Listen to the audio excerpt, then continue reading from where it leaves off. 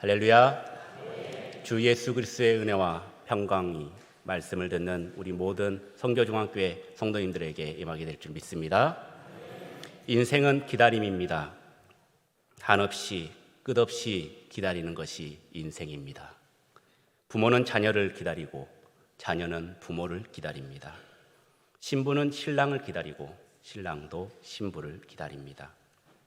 환자는 의사를 기다리고 의사는 환자를 기다립니다. 남녀노소 빈부 귀천에 유무에 상관없이 오늘 우리는 무언가를 계속해서 기다리고 있습니다. 세상 사람들만 그런 것이 아니고 성경에 나온 모든 사람이 다 기다림으로 살았습니다. 모세도 이스라엘 백성들의 출애굽과 가나안 땅 입성을 기다렸습니다. 아브라함도 아들 이삭을 기다렸습니다. 야곱도 신부 레아를 기다렸고 요셉도 그 꿈이 이루어지길 기다렸습니다. 구약의 모든 선지자와 제사장 왕들도 메시아를 기다렸습니다. 베데스다 연못에 38년 된 환자는 물이 동하기를 기다렸습니다. 성전 미문에 나면서부터 걷지 못한 자도 그 동전 한 푼 던져줄 사람을 기다렸습니다. 극심한 박해를 받았던 초대교회 성도들도 마라나타의 신앙으로 예수님이 다시 오심을 기다렸습니다. 오늘은 대림절 두 번째 주일입니다. 예전에는 구주강림절 또는 대강절이라고도 불리기도 했습니다. 그런데 대강절과 대림절은 같은 말입니다. 기다릴 대자를 써서 예수님의 탄생을 나타내고 있습니다.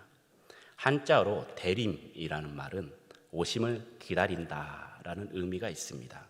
그리고 대강이라는 말은 내려오심을 기다린다라는 뜻을 가지고 있습니다. 한마디로 대림절은 기다림의 신앙인 것입니다. 우리는 지금 그분을 기다리고 있습니다. 세상은 형형색색 조명과 캐롤로 들떠 있고 아이들은 눈이 오기를 그리고 산타클로스가 와서 선물 주기를 기다리고 있습니다. 하지만 우리는 하늘의 보좌를 버리고 이 땅에 오신 예수 그리스도를 기다리고 있는 것입니다. 우리는 지금 구약에 오실 예수님을 기다리며 신약에 오신 예수님을 기다리며 그리고 계시록에 다시 오실 예수님을 기다리고 있습니다. 오늘 본문은 주님 오실 것을 선포하다가 옥에 갇힌 세례 요한이 감옥에서 예수 그리스도의 소식을 듣고 제자들을 통해 제자들이 예수님께 묻는 내용입니다. 주님 오심을 믿고 기다리는 이 시간, 오늘 말씀을 통해 살아계신 하나님의 음성을 다 듣는 귀하고 복된 성도님들이 되시길 축원합니다. 먼저 오실 그이가 당신이오니까에 대한 의미는 구약 선지자들이 예언한 그분이 바로 당신입니까? 라는 의미입니다. 2절에서 3절 말씀을 보시면 감옥에 갇힌 세례 요한이 제자들을 예수님께 보내어 이렇게 질문을 합니다. 예수께 여짜오되 오실 그이가 당신이오니까 우리가 다른 이를 기다리오니까. 요한이 이렇게 질문한 것을 보면 그는 메시아가 오신다는 구약의 선지자들의 예언을 믿고 있었음을 알 수 있습니다. 그러나 그는 지금 예수 그리스도에 대해서 들은 소문 그것만 가지고는 확신을 할 수가 없었습니다. 그래서 우리가 다른 이를 기다립니까? 라고 질문을 던진 것입니다. 요한이 왜 이런 질문을 했을까요? 여기서 다른 이라고 번역된 헬라어 헤테론, 이것은 다른이라는 의미를 가지고 있습니다. 요한은 예수님을 메시아로 확신했습니다. 당시 이스라엘 백성들은 메시아가 이 땅에 내려오면은 이스라엘이 회복되고 다윗 왕궁의 영광을 재현할 것으로 기대했습니다. 그런데 막상 예수님이 이 땅에 오셔서 하신 사역이 무엇이었습니까? 심판보다는 구원을 선택했습니다. 전쟁을 통한 무력 해방과 자유 회복보다는 이 세상의 죄악의 척결 그리고 가르치고 전파하고 고치시는 그 3대 사역을 하셨습니다. 이것으로 인해서 세례 요한은 예수님에 대한 그 작은 오해를 하게 된 것입니다. 오늘 본문 4절에서 6절 말씀을 통해 자신이 바로 구약에서 예언한 메시아라는 것을 확인시켜 줍니다. 만약 예수님께서 세례 요한의 질문에 대해서 확실한 대답을 해주지 않았다면 요한은 아마 계속해서 다른 일을 기다렸을지도 모릅니다. 예수님께서도 이것을 너무나도 잘 알고 계셨기 때문에 요한에게 정확히 내가 메시아다 라고 말했던 것입니다. 세례 요한이 누구입니까? 약대 옷을 입고 가죽띠를 띠고 메뚜기와 석청을 먹으며 날마다 광야에서 너희는 주의 길을 준비하라, 그가 오실 길을 곧게 하라 라고 힘있게 외친 자입니다. 회개하라, 천국이 가까웠다 라고 종말론적 메시지를 담대히 선포한 자입니다. 그는 사람을 두려워하지 않았습니다. 마태복음 3장 7절에서 10절 말씀을 제가 봉독해 드리겠습니다. 요한이 많은 바리새인들과 사두개인들이 세례 베푸는 대로 오는 것을 보고 이르되, 독사의 자식들아, 누가 너희를 가르쳐 임박한 진노를 피하라 하더냐. 그러므로 회개에 합당한 열매를 맺고 속으로 아브라함이 우리 조상이라고 생각하지 말라. 내가 너희에게 이르노니 하나님이 능히 이 돌들로도 아브라함의 자손이 되게 하시리라. 이미 도끼가 나무 뿌리에 놓였으니 좋은 열매를 맺지 않은 나무마다 찍어 불에 던지리라 라고 선포했습니다. 이 일로 바리새인과 사두개인들의 분노를 사서 감옥에 갇힌 것입니다. 그가 사람들 앞에서나 종교 지도자들 앞에서나 왕 앞에서까지 담대히 오실 메시아를 전할 수 있는 이유는 구약 선지자들의 예언, 즉 메시아가 오실 것이다라는 확신을 가지고 있었기 때문입니다. 우리는 지금 새벽과 주일밤 수요 밤 예배에 예수님이 오시기까지라는 제목으로 구약의 예언의 말씀을 묵상하고 있습니다. 매일 묵상하는 그 구약의 말씀들이 하나같이 우리에게 전해주는 그 말씀은 우리에게 오신 그분이 바로 오실 메시아, 기다린 그것을 우리에게 보여주고 있습니다. 그렇기 때문에 기다려라, 기다려라, 주님 오실 날을 기다려라, 오실 길을 예비하라 라고 말씀하고 있는 것입니다. 신약 속의 구약이라는 히브리서에도 히브리 기자는 11장 믿음장을 통해 많은 인물들이 메시아의 오심을 믿음으로 증거했습니다. 아벨과 에녹과 노아와 아브라함과 이삭과 야곱과 요셉, 모세, 라합, 기드온, 바락, 삼손, 입다, 다윗, 사무엘, 그리고 그 외의 선지자들, 많은 이들이 믿음으로 증거를 받았습니다. 하지만 약속된 것은 받지 못했습니다. 예수 그리스도의 모형과 그림자로 메시아에 대한 증거는 받았지만 구약시대의 모든 이들이 실제 메시아를 보지 못했습니다. 그러나 우리는 구약에서 예언한 그 메시아를 2000년 전에 오셔서 이미 나의 구주로 받은 줄 믿습니다. 그러므로 이 말씀을 듣는 이 시간 이후 우리가 다른 일을 기다려야 됩니까? 라고 물을 필요가 없습니다. 지금 이 땅에 걸어다니고 있는 자기가 예수 그리스도라고 하는 보혜사라고 하는 그런 이들에게 당신이 다시 오실 메시아냐, 오신 메시아냐라고 물어볼 가치조차 없습니다. 왜냐하면 그들은 메시아가 아니고 다른 이이기 때문입니다. 우리가 날마다 구약을 통해서 묵상한 그분이 바로 영원한 나의 오실 그 이이십니다. 2000년 전 유대 땅 베들레헴에서 탄생해서 십자가에 달려 돌아가시고 부활 승천하사 지금 하나님 우편에 앉아 계시는 분, 오늘 우리가 구주로 믿는 그분이 바로 나의 영원한 오실 그이 메시아, 우리의 왕이신 것입니다. 요한처럼 다른 메시아를 기다려야 하는가 하면서 우리의 신앙이 흔들리지 마시기 바랍니다. 우리가 믿는 것 오직 예수 그리스도밖에 없음을 믿음으로 고백하는 여러분들이 되시길 축원합니다. 계속해서 오실 그이가 당신이 오니까 두 번째 의미는 다른 것은 기다리지 않겠습니다 라는 의미입니다. 요한이 제자들을 보내서 예수님께 묻습니다. 오실 그이가 당신이 오니까 우리가 다른 일을 기다리오리이까? 이 질문을 했을 때 예수님께서의 대답은 너희는 가서 듣고 보는 것을 요한에게 알려라 라고 말씀합니다. 세례 요한이 옥에 갇혀 있을 동안 예수님은 무슨 일을 하셨습니까? 엄청난 일을 하고 계셨습니다. 5절 말씀을 보면 맹인이 보며 못 걷는 사람이 걸으며 나병 환자가 깨끗함을 받으며 못 듣는 자가 들으며 죽은 자가 살아나며 가난한 자에게 복음이 전파된다 하라. 할렐루야. 세례 요한이 옥에 갇혔을 때 예수님께서는 이미 인간의 모든 문제를 해결하고 계셨습니다. 그런데 세례 요한이 다른 일을 기다리오리까? 라고 이렇게 질문한 것을 보면 아직 그분을 확실히 만나지 못했던 것입니다. 예수님께서 이미 오셨음에도 불구하고 우리가 다른 일을 기다려야 됩니까? 라고 질문을 했던 것입니다.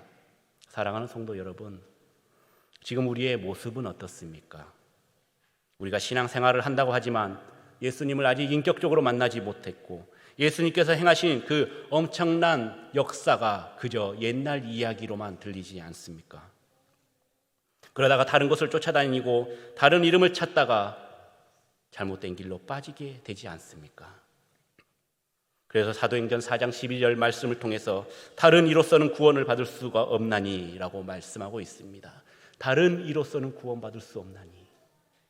하나님께서는 다른 이름을 우리에게 주시지 않았습니다. 오직 예수 그리스도, 그분만을, 그 이름만 우리에게 주셨습니다. 그리고 그분을 만나면 우리가 직접 보고 경험해야 되는 것들, 그것이 바로 오늘 지금 방금 읽었던 5절의 말씀입니다. 맹인이 보고, 못 걷는 자가 걷고, 나병 환자가 깨끗함을 받으며, 못 듣는 자가 듣고, 죽은 자가 살아나고, 가난한 자에게 복음이 전파되는 것, 이것을 우리가 경험을 해야 합니다. 이것이 옆에 사람의 이야기가 아닙니다. 남의 이야기가 아닙니다. 나의 신앙 간증이 되어야 하는 것입니다. 이뿐만 아닙니다. 이 병고침의 은사뿐만 아니라 내 인생의 모든 문제를 해결해야 하는 것입니다. 예수 그리스도를 만난 그 모든 사람은 그가 누구라도 그 어떤 문제를 가지고 있더라도 다 해결받을 줄 믿습니다. 예수님이 오시기 전에는, 내가 예수님을 만나기 전에는 인생의 골치 아픈 문제가 내 인생의 문제의 기도 제목이었습니다. 하지만 예수 그리스도께서 오시고 예수님을 만나면 이런 인생의 문제들이 기도 응답의 제목이 되고 기적의 제목이 되고 우리의 간증의 제목이 될 줄 믿습니다. 이 시간 말씀과 성령으로 나를 찾아오신 예수 그리스도를 만나서 여러분들의 모든 문제를 해결하고 기쁜 마음으로 돌아가시길 축원합니다. 요한 3서 1장 2절에는 이렇게 말씀하고 있습니다. 사랑하는 자여, 내 영혼이 잘됨 같이 내가 범사에 잘되고 강건하기를 내가 간구하노라. 아멘. 우리가 범사에 잘되어서 영적, 정신적, 심적인 문제뿐만 아니라 육체적인 문제인 보지 못하고 듣지 못하고 말하지 못하고 걷지 못하고 각종 암을 비롯한 세상의 모든 질병과 또한 가정과 사업과 자녀들과 우리의 모든 죄 문제를 해결받으시는 역사가 여러분들 가운데 임하게 될 줄 확실히 믿습니다. 한 목사님의 말씀입니다. 모든 인간에는 등수가 있다고 합니다.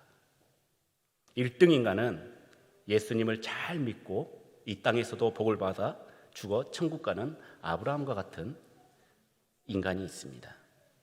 2등 인간은 예수 그리스도는 믿습니다. 그런데 이 땅에서는 못 먹고 못 살다가 죽어서 천국 가는 나사로와 같은 인간이 있습니다.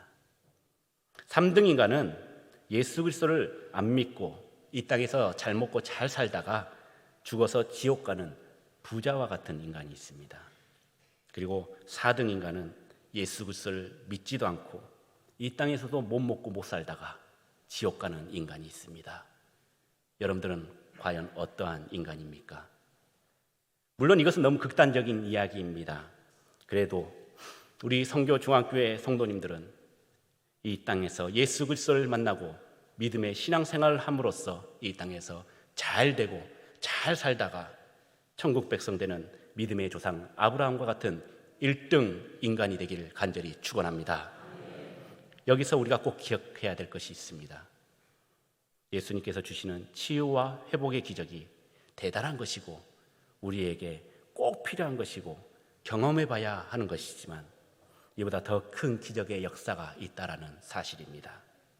그것은 바로 나 같은 죄인을 예수 그리스도를 만나서 그 십자가의 보혈로 속죄받고 구원받고 하나님의 자녀되고 천국 백성이 되어서 이 시간 하나님 앞에 겸손히 나와 예배드리고 있다라는 이 기적입니다. 우리가 이 자리에 앉아 있는 것 자체가 기적입니다. 우리가 숨 쉴 수 있는 것 자체가 기적입니다. 우리가 호흡하면서 하나님의 말씀을 듣는 것, 이 모든 것이 기적이라는 사실입니다. 나 같은 사람이 이렇게 변할 줄 몰랐습니다. 이 믿음의 간증을 하신 분들이 분명히 계실 것입니다. 내가 예수 믿기 전과 예수 믿기 후에 너무나도 다른 모습, 내가 한 것 아닙니다. 주님께서 하셨습니다. 이보다 더 큰 기적의 역사는 세상에 존재하지 않습니다. 조금 있으면 우리는 예수 그리스도로 인해 이보다 더 큰 일을 보게 될 것입니다. 이 일은 오늘 말씀으로 우리에게 오신 예수 그리스도를 확실히 만나 우리의 인생이 영원한 영광의 인생으로 보장되는 것입니다. 그런데 오늘 본문 7절에서 9절 말씀을 보시면 7절 말씀에 너희가 무엇을 보려고 광야에 나갔더냐 하시면서 바람에 흔들리는 갈대를 말씀하고 있습니다. 또한 8절 말씀에 부드러운 옷 입는 사람이냐라고 물으시면서 그들은 왕궁에 있다고 말씀하고 있습니다. 9절 말씀에 선지자를 보기 위함이었더냐 하시면서 옳다, 선지자보다 더 나은 자가 요한이다 라고 말씀하고 있습니다. 광야에 세례 요한이 있는데 세례 요한이 갈대같이 줏대 없이 그리고 흔들리는 약한 자입니까? 오히려 갈대 같은 자는 왕궁에서 좋은 옷을 입고 있는 헤롯과 같은 자입니다. 헤롯은 자기의 행위를 비난하는 요한을 잡아 가두어 백성들의 동요를 두려워했습니다. 그리고 그의 딸 헤로디아의 요청에 의해서 세례 요한을 목베어 죽이고 말았습니다. 줏대 없이 정치적 상황에 흔들리는 인물이 바로 헤롯이었던 것입니다. 그렇다면 누굴 보러 나갔습니까? 예수님께서는 우리에게 말씀하십니다. 세례 요한은 선지자보다 더 나은 자다. 구약에 기록한 대로 나의 앞길을 예비한 자다. 하지만 너희를 구원할 자는 아니다. 너희가 믿고 따라야 할 자가 아니다. 내가 진정한 메시아, 너희가 믿어야 할 바로 오실 그이다 라고 말씀하십니다. 사랑하는 성도 여러분, 이 시간 무엇을 보려고 주의 성전에 올라오셨습니까? 무엇을 느끼기 위해서 지금 이 자리에 앉아 계십니까? 갈대같이 흔들리는 믿을 수 없는 인간을 보러 오셨습니까?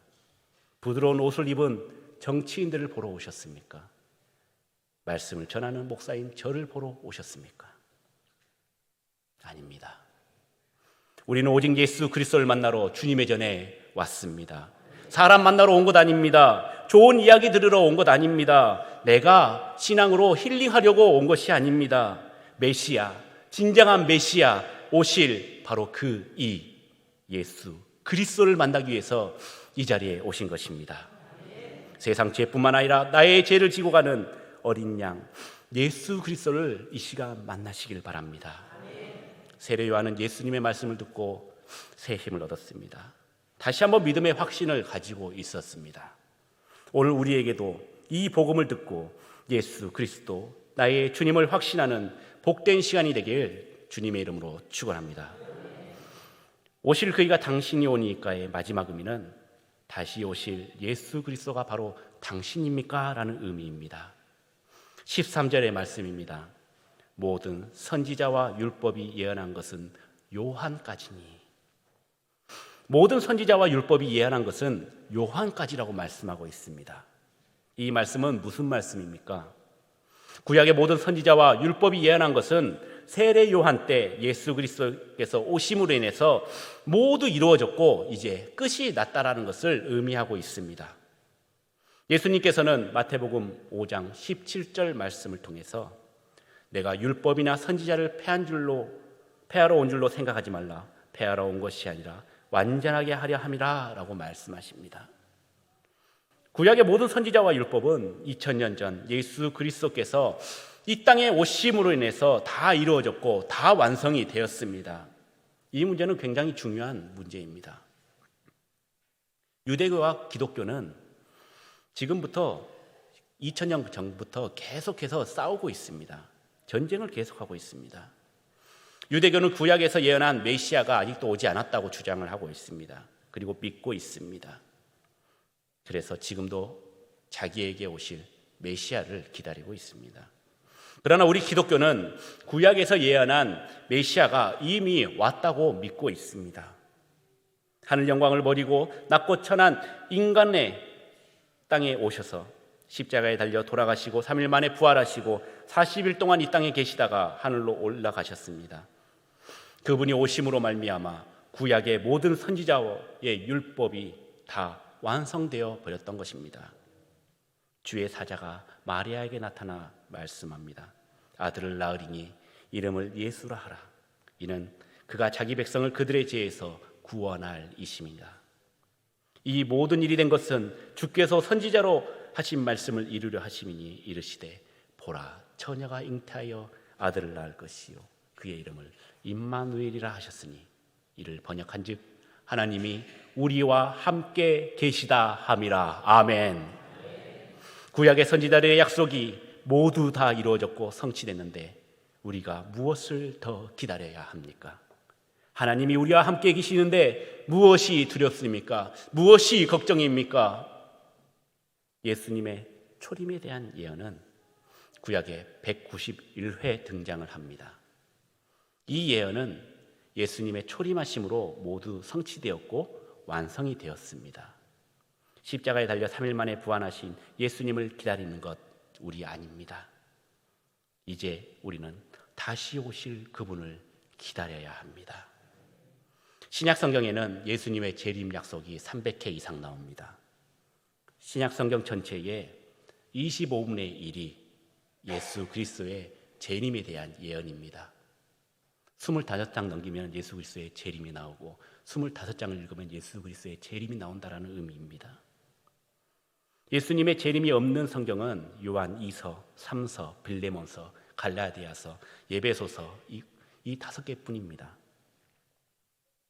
예수님께서 하늘로 올라가시기 전에 제자들에게 가서 너희를 위하여 거처를 예비하면 내가 다시 와서 너희를 내게로 영접하여 나 있는 곳에 너희도 있게 하리라 말씀하셨습니다. 그리고 약 50년이 넘은 후 반모섬에서 사도 요한에게 나타나서 계속 말씀하십니다. 내가 진실로 속히 오리라. 이것을 믿고 기다리는 것이 이 마지막 시대를 살아가는 성도의 참된 모습입니다.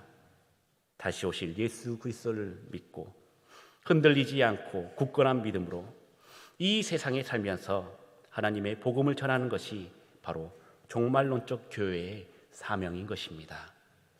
그렇다면 언제 오실까요? 마태복음 24장 36절에는 예수님이 언제 오실지 말씀하고 있습니다. 그러나 그날과 그때는 아무도 모르고 천사도 아들도 모르고 아버지만 아시느니라 라고 말씀하고 있습니다. 우리가 기대를 했는데 갑자기 맥이 빠졌죠. 맨날 몇 시 몇 분 몇 초에 올 줄 알았는데 아무도 모른다라고 말씀하고 있습니다. 오직 하나님 아버지만 아신다라고 말씀하고 계십니다. 그러나 그날이 가까웠다라는 징조는 성경에서 많이 나오고 있습니다. 마태복음 24장 5절 이하의 말씀을 보시면 미혹과 난리와 전쟁과 기근, 지진, 환난, 미움, 거짓 선지자들이 출현하고 불법이 성할 때 그날이 가까이 온 것이다 말씀하고 있습니다. 천국 백성이 천국 복음이 모든 민족에게 전파되면 그때 끝이 오리라 말씀하고 있습니다. 우리가 살고 있는 지금 세상과 너무나도 같지 않습니까? 너무나도 비슷합니다. 매일매일 전쟁과 기근과 지진과 환난과 서로 미워하고 또 거짓 선지자들이 출현하고 있지 않습니까? 많은 선교사들이 온 세가 열방을 향해서 미전도 국가까지 들어가서 주의 복음을 전파하고 있지 않습니까? 이스라엘과 팔레스타인, 러시아와 우크라이나, 온 나라로 인한 기근과 지진, 홍수, 태풍, 산불, 이 세상 어디에도 안전한 곳이 없습니다. 매일매일 전쟁이 일어나고 있습니다. 지금껏 우리가 상영했던 재난 영화들을 한번 생각해 보시기 바랍니다. 예전에는 이런 일들이 일어날까? 라고 생각을 했지만 지금은 영화 같은 일이 남의 일이 아니게 되었습니다. 지금 현실에 그대로 나타나고 있습니다. 주님께서 곧 다시 오실 것입니다. 마태복음 24장 42절의 말씀처럼 깨어있고 준비되어 있어야 합니다. 그러므로 우리는 이 대림절 기간 동안 날마다 말씀으로 찾아오신 이 예언의 말씀을 통해서 오실 그이가 바로 당신입니다 라는 확신을 가지고 기다리고 준비해야 하는 것입니다. 이것이 우리가 대림절에 해야 할 일입니다. 살아가는 성도 여러분, 삶이 얼마나 힘들고 괴롭고 아프고 어렵습니까? 조금만 참고 믿음으로 조금만 더 기다려 보시기 바랍니다. 우리가 지금까지 기다림은 신약에서 약속하시고 주님께서 직접 말씀하신 다시 오실 주님을 기다리는 것입니다. 주님께서 다시 오신다면 우리가 지금까지 바라고 사모하고 고대했던 새 하늘과 새 땅, 새 예루살렘이 우리의 영원한 거처가 될 것입니다. 그러므로 우리는 오늘도 준비하면서 기다립시다. 이 은혜가 우리가 주님을 사모하는 모든 자들에게 충만하시길 주님의 이름으로 간절히 축원합니다.